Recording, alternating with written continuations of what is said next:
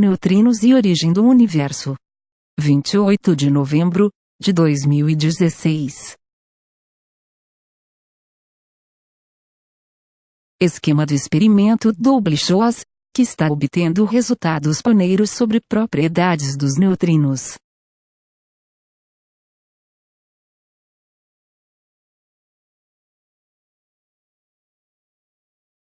Simetria CP.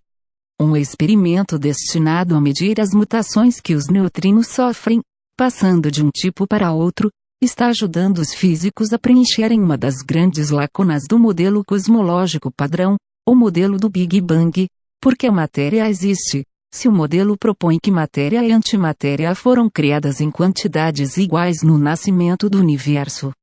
O experimento, chamado Double-Shoas, ainda está em andamento na França, conduzido por uma colaboração internacional com participação brasileira, que envolve cientistas do Centro Brasileiro de Pesquisas Físicas, CBPF, da Universidade Federal do ABC, o FABIC, e da Universidade Estadual de Campinas, Unicamp.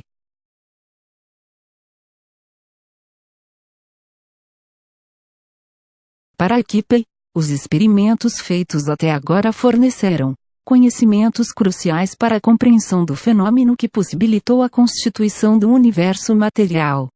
Pela análise, os físicos concluíram que esse fenômeno, chamado violação da simetria de carga-paridade dos leptons, produziu, logo depois do Big Bang, um pequeno excedente de matéria em relação à antimatéria.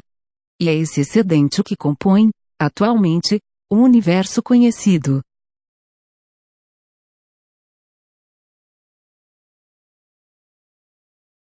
Tipos de neutrinos.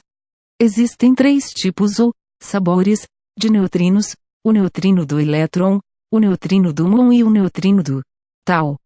A oscilação dos neutrinos é um nome genérico que se dá para a transformação de um tipo em outro. A descoberta dessa conversão entre tipos de neutrinos ganhou o Prêmio Nobel de Física no ano passado. O experimento Double-Shoas consiste na medição do fluxo de neutrinos disparado em uma determinada direção e sentido pela central nuclear de Shoas, localizada próximo à fronteira da França com a Bélgica. O fluxo é medido por meio de 2 detectores idênticos, situados respectivamente a 400 metros e a 1050 metros do reator.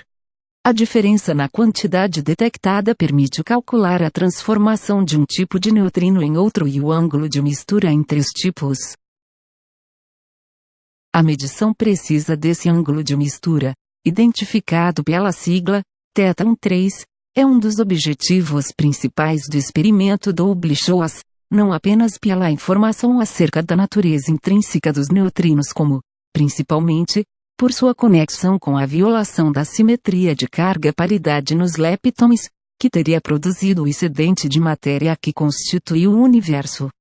Se θ13 fosse nulo, não seria possível medir, nas oscilações, a simetria de carga-paridade. Porém, o Double-Shoas forneceu um valor diferente de 0. E isso possibilita que experimentos futuros obtenham medidas da violação de simetria. Esses experimentos de nova geração são necessários porque, mesmo com θ13, diferente de 0, a assimetria pode ser nula, explicou Pietro Cimenti, membro da colaboração Double-Shoas. Neutrinos. Os neutrinos são a segunda partícula mais abundante do universo, depois dos fótons. E, pelo fato de não serem suscetíveis à interação eletromagnética nem à interação nuclear forte, são capazes de atravessar a matéria comum, mesmo os corpos mais compactos, sem que seu movimento seja barrado ou desviado. Essas propriedades singulares lhes conferem um papel único na física. Foto do detector interno do experimento Double-Shoas, feito ao lado de uma usina nuclear. No chamado modelo padrão da física de partículas, o neutrino faz parte da família dos leptons. Para cada lepton eletricamente carregado, o elétron, o muon e o tau, existe um tipo de neutrino correspondente. O que os experimentos que ganharam o Nobel de Física de 2015 fizeram foi comprovar que um tipo de neutrino se transforma em outro, algo que só é possível se o neutrino tiver massa. Até então os físicos acreditavam que o neutrino não tivesse massa. A demonstração da massa da partícula transformou o estudo dos neutrinos em um dos campos mais promissores da física atual. Nosso planeta é atravessado regularmente por trilhões de neutrinos das mais diversas origens, neutrinos que foram produzidos nos primeiros tempos do universo, neutrinos provenientes de fontes extragalácticas, neutrinos gerados no interior das estrelas da Via Láctea, neutrinos originados no Sol, neutrinos resultantes do choque de raios cósmicos como a atmosfera terrestre e provavelmente muitos etc.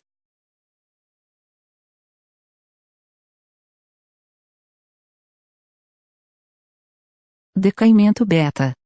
Por exemplo, existem neutrinos produzidos pelo processo nuclear conhecido como decaimento beta, muito frequente nas usinas nucleares. São estes neutrinos que foram e ainda estão sendo medidos pelo experimento do Oblish-Ross. O decaimento beta é o processo por meio do qual um núcleo instável se transforma em outro ou emitir uma partícula beta, um elétron ou um positron. No decaimento beta-, um nêutron se transforma em um próton, ao emitir um elétron e um antineutrino. No decaimento beta+, um próton se transforma em um nêutron, ao emitir um positron e um neutrino do elétron.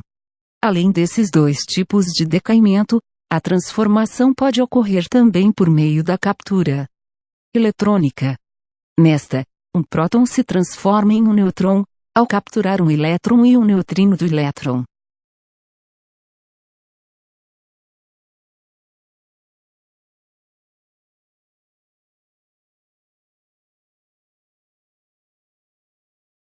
Um outro experimento, chamado BABAR, está explorando a simetria carga-paridade-tempo, em busca de confirmar a seta do tempo, ou seja, que o universo não dá marcha ré.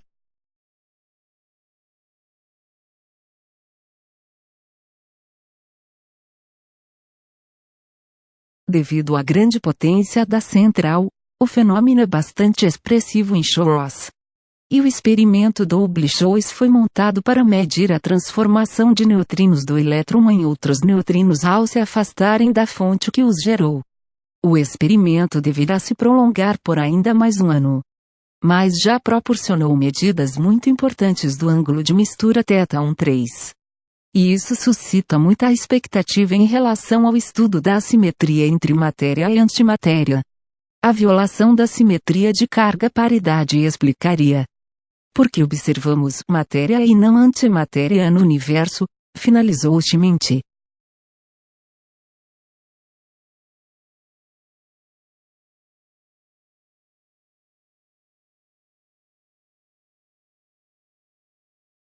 Notícias, ciência, tecnologia.